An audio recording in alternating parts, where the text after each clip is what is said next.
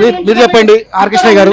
So నిరుద్యోగులకు జరుగుతున్నటువంటి అన్యాయం రాష్ట్రంలో గతం లోపల కాంగ్రెస్ పార్టీ తాము అధికారంలోకి వస్తే 2 లక్షల ఉద్యోగాలు భర్తీ చేస్తారు. నిరుద్యోగుల తీవ్ర అసంతృప్తి అగ్రహమే. ఇప్పుడు రేవంత్ రెడ్డి ముఖ్యమంత్రి అయిందంటే కాంగ్రెస్ బలం మారది. నిరుద్యోగుల యొక్క అగ్రహంతో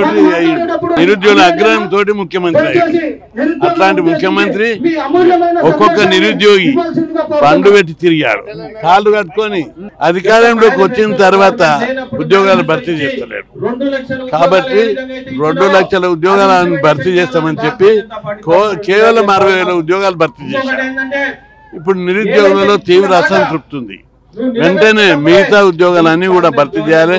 కొత్తగా 23 జిల్లాలు వేశారు. అందులో 42 శాఖలు ఉన్నాయి. అదేవిధంగా అనేక ప్రభుత్వ మున్సిపాలిటీలు, ఎంఆర్ఓ ఆఫీసులు, పోలీస్ ఆఫీసులు, అనేకం కొత్త ఆఫీసులు వచ్చాయి. వాటికి అదనపు సిబ్బందిని సృష్టించలేదు.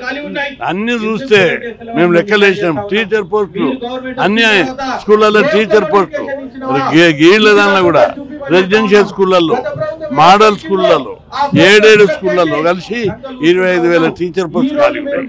ఈ పోస్టులు భర్తీ చేయడానికి చర్యలు తీసుకోవాలి.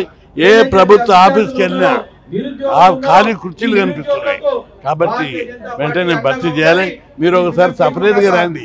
ఈ గొడవలు నిజంగానే మీలాంటి వాళ్ళందరూ కూడా విద్యార్థులు సపోర్ట్ చేస్తా ఉన్నారు.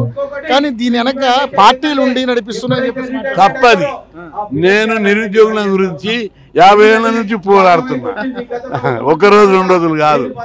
ఏ ఉద్యోగిని ఏ టీచర్ అన్నా కదిలించు. మేము కృష్ణ పోరాటం వాళ్ళు ఇస్తున్నామని అంటారు. అంటే దానికి రాజకీయాలే ఉన్నాయనుకో. పార్టీలు ఏం కోరుతున్నారు? వాళ్ళు ఉద్యోగాలు కోరుతున్నారు.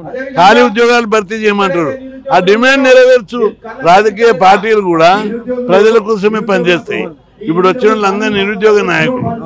నేను రంగారెడ్డి గారు వచ్చినా, విఠల్ గారు వచ్చినా, అశోక్ గారు వచ్చినా, ఎవరు వచ్చినా కూడా